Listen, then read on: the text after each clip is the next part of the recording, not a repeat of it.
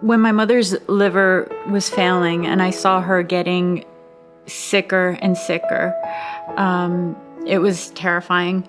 And to stand by and watch that was really difficult. And I realized that there was something that could be done, and that was to be a live donor.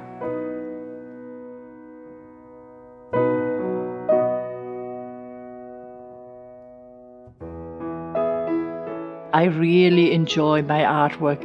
I was more towards the fine arts. That's where my heart and my passion was.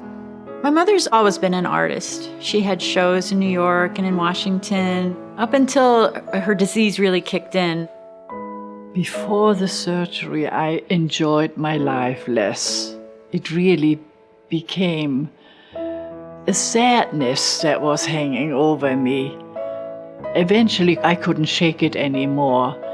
We used to take walks, and my body became weak going up a hill. Everything was exhausting me.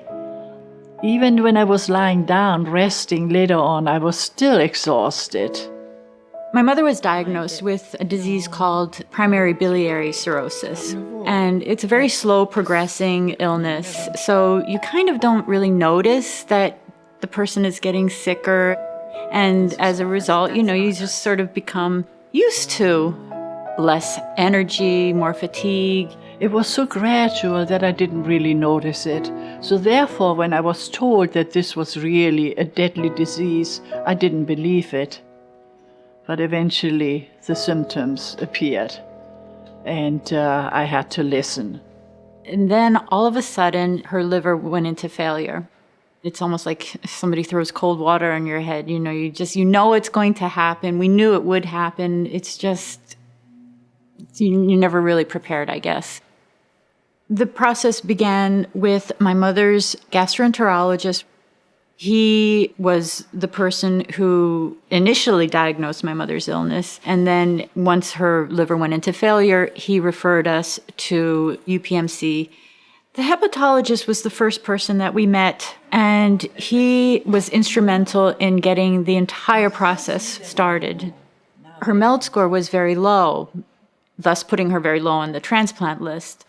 So the problem with that, obviously, is that you're not likely to get a liver from a deceased donor very quickly. She was visibly losing a lot of weight. Every day, she would become more and more frail. Within 3 to 6 months, her condition would become very critical. And at that point, I started to really talk to her about doing the live donation, and she was very resistant. When I heard that I could have parts of Annette's liver, I said, absolutely not. I was more thinking of my daughter at that time. That is such a major sacrifice. Eventually, I got so sick that I just really couldn't fight back anymore. Once I made that decision that I wanted to be that donor, things started to move very quickly. The doctors had to reassure me over and over again that my daughter will be all right. That was a really difficult thing for me to accept, that she would. I mean, this is a vital organ we're talking about. By the way, a serious question, how are your thoughts? My whole transplant team was wonderful. They were very attentive.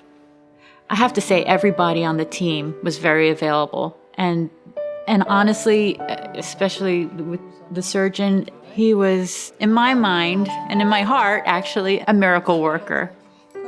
His focus when we would meet with him would be so much about my mother's quality of life. If I have a question, I email him, and he emails me right back. I mean, these are very special people. Since my transplant, not only do I feel better than before, but like years before, I never even remembered how I was. I was full of energy. Actually, I thought that's a waste of time to go to bed. I had so many more things that I wanted to do. all at once. Oh my gosh, my mother is doing so much better. I mean, we didn't even realize, she herself didn't even realize how sick she was because her disease is so slow progressing, how sick she was for such a long time. And her quality of life has improved dramatically from even years prior to the liver failure and the transplant. Having my mother around is wonderful. I see her every single day, and we get together, we have our tea. She's getting back to her artwork. It's now, like the old days. Since my surgery, I really enjoy my artwork again because my mind is clear. I can focus again. I have nothing but gratitude, and also towards my doctor, towards my family. But that is one thing I wanted everybody who has a transplant to know. You are so full of energy afterwards, and you want to catch up. I was always saying, I have to catch up on this. I'm still catching up, by the way. If you think about it, I went to sleep.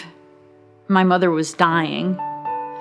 And I woke up, and my mother was recovering. And that's just unbelievable. It's unbelievable that can be done, and the people that are involved with it and the kind of passion that comes from it. It's not just that this is their job. This is more than a job to them. I mean, they are devoting time and energy and really passion into what they do, and it's amazing.